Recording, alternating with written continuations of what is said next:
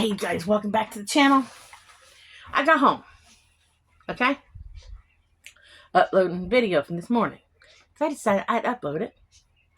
Then I decided, as I was listening to my video, I decided to Google for the heck of it to see if that animal saw its shadow this morning or not, to see if we're going to have more winter. We're going to have more winter. That little shit saw its shadow.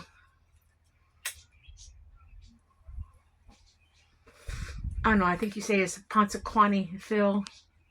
Alright, so when I was in Kentucky, I had this groundhog that drove me nuts for years, Matilda. And I finally had my fill of her because she was causing all kinds of havoc on my house and causing all kinds of trouble. And I mean, I think she even chewed through a wire and stuff. So I had enough, and I shot the little shit. Okay, it was causing trouble. So I named the rifle that I shot her with Matilda.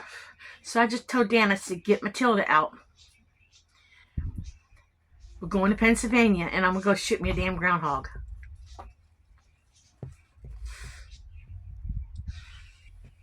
I know where he is. I need bail money. So I need y'all to raise some bail money, because when I get myself arrested for shooting the national groundhog, I need to be bailed out. Just tell everybody I lost my cotton picking mind. And I went nuts and crazy because I'm cold and from Florida, and I don't understand snow and storm and cold weather. And then I finally went ass crazy and lost my cotton picking mind. And that I'm nuts, okay? I admit I'm nuts. Because it's cold. And it's snowing right now. It's freaking snowing. All because probably that damn groundhog.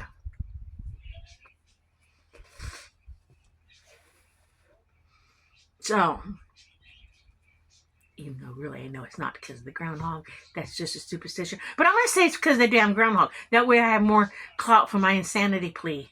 Okay? So yeah, I need y'all to raise some bail money. You know, GoFundMe page. Somebody start a GoFundMe page so they can bail my ass out of jail when I get arrested in Pennsylvania for shooting the damn groundhog with my gun named Matilda.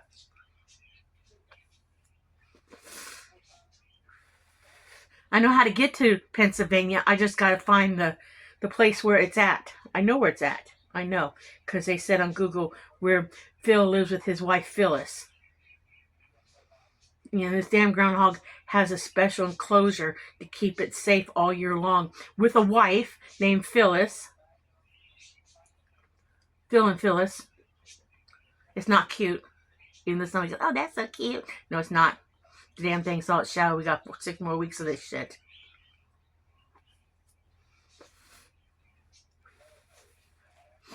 So, yeah. Who wants to go with me? I need a partner in crime. Whoever wants to go with me, I need a partner in crime, because Dan won't be my partner in crime. We'll make sure your name goes on the GoFundMe page, too, so they can bail us both out of jail.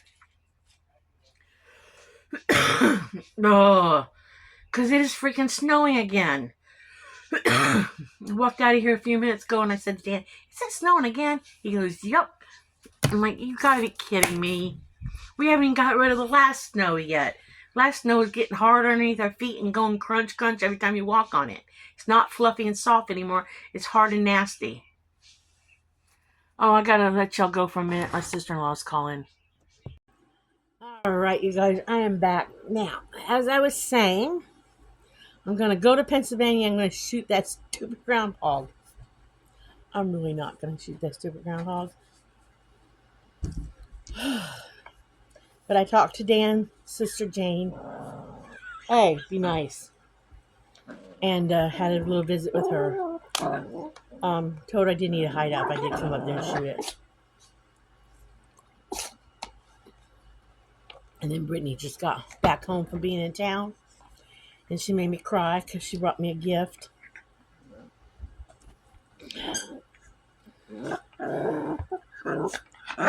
You know, these kids are so important to me. So she brought me She told me, she walks in the house and she says, close your eyes, put your hand out. And I close my hand, put my hand out, and then she hands me a box. Okay, a box. And when I opened it up, it says family on it. And in it is a necklace and a pair of earrings with the family tree on it. It means so much to me because they are my family, and they've accepted me into the family. Especially Brittany has so much.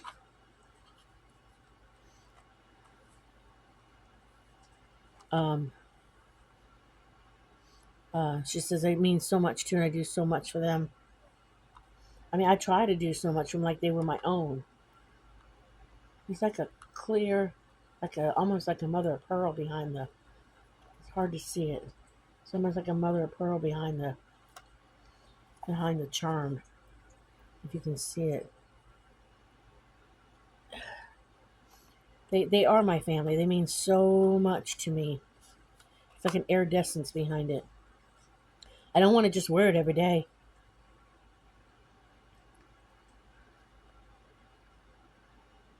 Mother of pearl behind it. So I'm gonna wear it when I get dressed nice to go out. So I very, very much appreciate it. Very nice gift. Means so much. It really does. It means so much. I mean, I've said it before. If I had a granddaughter, I wanted to be a lot like Brittany. A lot like Brittany. I really would. Brittany's a very sweet young woman. Very sweet young woman. She's a very good mother to those kids, too. She's a very good mother. So, she tries very hard to be a good mom. So, I'm proud of how good mom she is.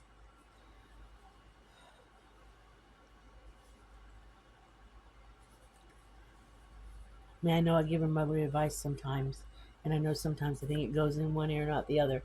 But that's what happens when you're uh, a mother, grandmother type figure in the person's life. Sometimes your advice goes in one ear and out the other, and you hope that somewhere along the line, when it goes in here and comes out there, it gets stuck somewhere in here a little bit and everything, and we can joke around and we can be serious, and I like our relationship a lot and everything. So I was very touched by this. Very touched. Because I do love her a lot. But it was unexpected. Very unexpected. Ugh. Got a little bit of a headache. I'm telling you, this cold winter weather is killing me. And Mr. Papacati, Phil, whatever his name is, however you say it. I know I just said it wrong, but I said it close. He needs to come back out and redo his shadow thing. And tell us a different thing. Because I don't want no more winter. I can't handle no more this winter. I just can't handle it, guys. At least the house is staying warm. Finally. I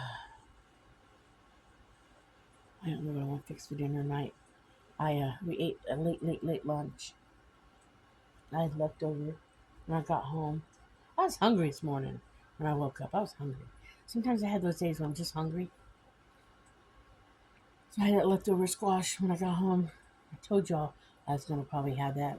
Had a help. It was one helping of that left. And then Dan asked me if I make him a sandwich. I was like, a sandwich sounds good too. So I had a sandwich too. So I'm not hungry no more. But and then we had baked beans last night. No, the night before. And we had ribs. So he says, "Do we have any beans left?" I'm like, "Yep, we do." So he had a sandwich and the leftover baked beans. I really, really try not to make a lot of dishes that have a lot of leftovers, um,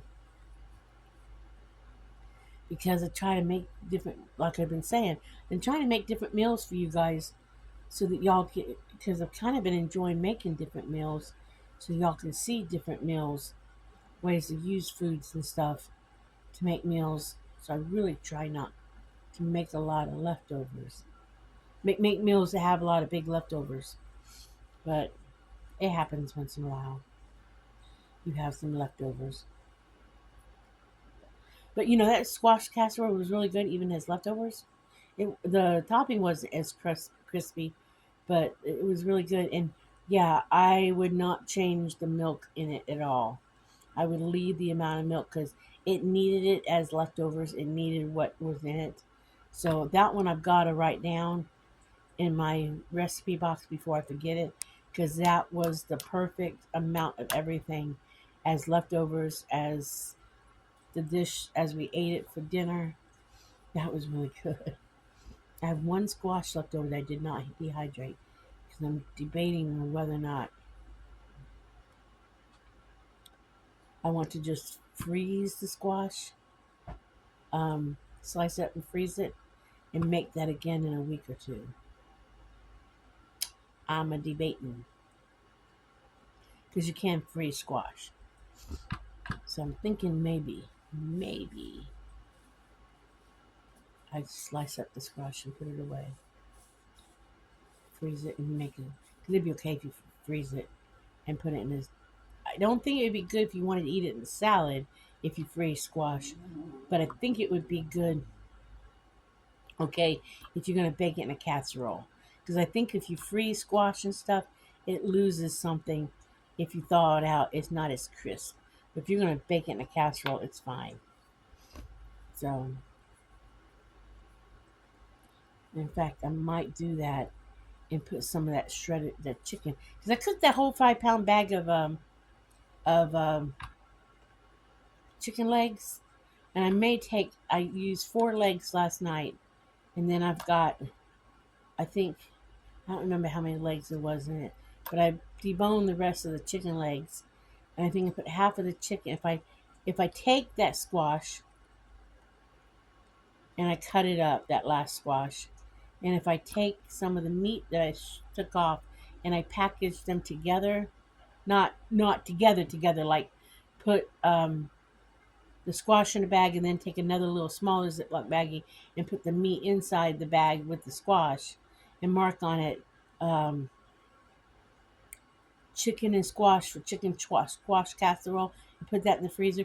I would have the majority of my meal all together, and then that way I could just pull it out, add the onions, and add the cream of soup, and then the crackers and all that, and I would have basically have my meal set aside like a, ready to go.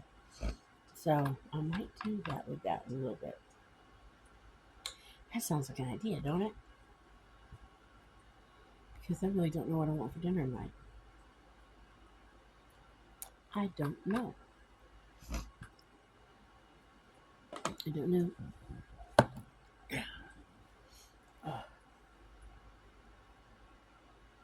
I'm craving. You know what I'm craving?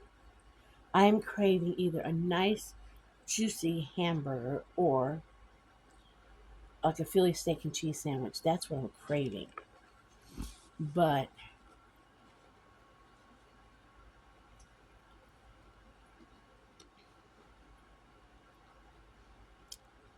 I don't really want to go out and get anything to make it. So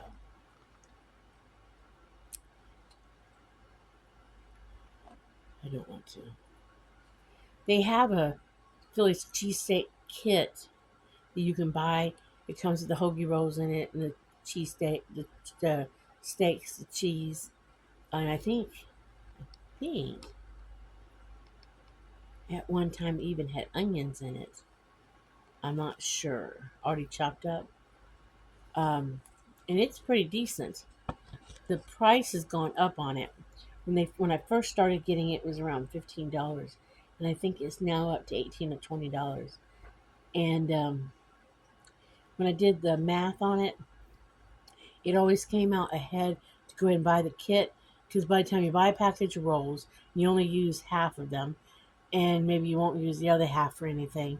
By the time you bought the cheese, and that cheese seems to melt pretty good, and bought the meat and bought whatever, it came out financially, in my opinion, it came out feasible to buy it in the kit.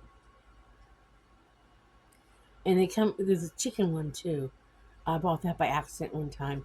I don't like the chicken Philly cheesesteak, Philly steak sandwich. I don't like that kit as much. But I noticed the last couple of times I gotten it, the buns even got smaller in the sandwich kit. So it's funny how something new comes out. All of a sudden everybody likes it. They try it, they get it, and it becomes a seller. And then slowly the company lessens the amount you get for your money and raises the price. Isn't that funny how they do that? Oh, these are the hair tie things I was telling you guys about in the last video. They're not pretty, but let me see if I can get one that's loose.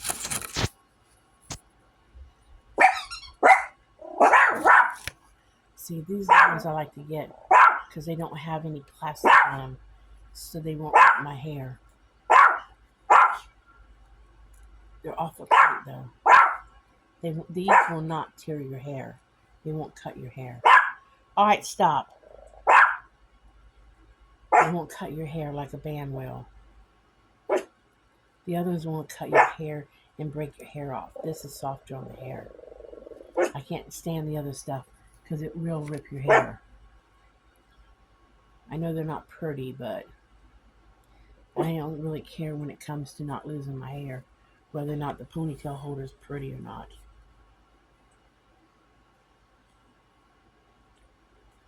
Because like I've said before, I'm trying to get my hair down to about my back of my kneecaps. It'd be there. Like I think I said this before. It'd be there if I hadn't shaved my head back several years back when my mom lost her hair to cancer. She did that twice, and I think I told y'all that last time she um, lost her hair, I decided to shave with her. We had shaved her down, and she had gone to take a shower. At the time, I had my daughter shave me bald while she was in the shower.